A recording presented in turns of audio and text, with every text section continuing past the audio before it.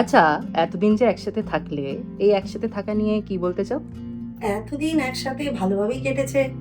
নানান ঘাত প্রতিঘাত, ঝগড়া, আনন্দ, হাসি সবকিছুর মধ্যে দিয়ে সকলকে নিয়ে কেটেছে। যেহেতু আমরা একসাথে অনেকে মিলেছিলাম, শুধু তো স্বামী-স্ত্রী নই, পুরো পরিবার আমরা একসাথে থেকেছি। তাই অনেক কিছু নিয়ে মানে সম্পর্কের মধ্যে নোনতা ভাব ছিল, মিষ্টি ভাব ছিল, টক ভাব ছিল, সবই ছিল। সবকিছু নিয়ে খুব ভালোভাবে কাটিয়েছি। এই টকঝাল মিষ্টি সম্পর্কই ছিল, আর দায়িত্ব করতে করতেই তো চলে গেল অনেকগুলো বছর। ভালোই কাটলো দায়িত্ব আর সঙ্গে সংসার সবই একসঙ্গে চললো। আর তোমরা যে একসাথে এতদিন থাকলে, সংসার করতে করতে কোনোদিন বিধ্বস্ত লাগেনি?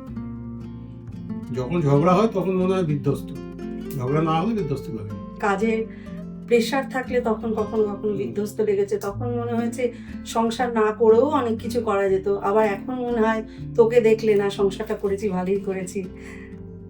সব কিছুর দরকার আছে, সব কিছু অভিজ্ঞতা করার প্রয়োজন আছে। বিধ্বস্ত লাগতেই পারে, সব কাজেই লাগে। তাহলে কি বলতে চাই যে তোমরা একে অপরের এখন অভ্যেসে পরিণত হলে?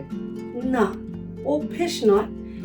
অভ্যেসটা আবার নয় যে তাও নয়, কিন্তু দুজন দুজনের পরিপূরকও হয়ে উঠেছি। ওকে ছাড়া যেমন আমার চলে না, আমাকে ছাড়া তো ওরও চলে না।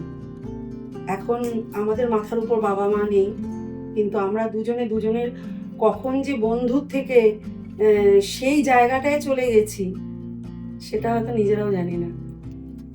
অভ্যেস ঠিক নয়, কিন্তু ব্যাপারটা হচ্ছে হ্যাঁ, মানে দূরে থাকলে তখন মনে হয় যে না, সামনে থাকলেই ভালো। অভ্যাসের ব্যাপারটাও নয়, কিন্তু হ্যাঁ একে অপরের পরিপূরক, এটুকু তো বলতেই পারি। আজ তো ভ্যালেন্টাইন্স ডে, ভালোবাসার দিন। তা একে অপরকে সুযোগ পেলে কি গিফট করতে চাইবে? সময়, কিছু ভালো মুহূর্ত, আর কিছু ভালো স্মৃতি। আর বাবা তুমি? ভ্যালেন্টাইন্স ডে শুধু ভালোবাসার দিন কেন, ভালোবাসার দিন তো রোজই হতে পারে, কিন্তু গিফট বলতে ওই ভালোবাসাই আর কি। সবসময় সবকিছু তো সামর্থ্যে কুলাবে তা নয়। ভালোবাসাই হচ্ছে একমাত্র গিফট যেটা সামর্থ্যে না কুলালেও দেওয়া যায়।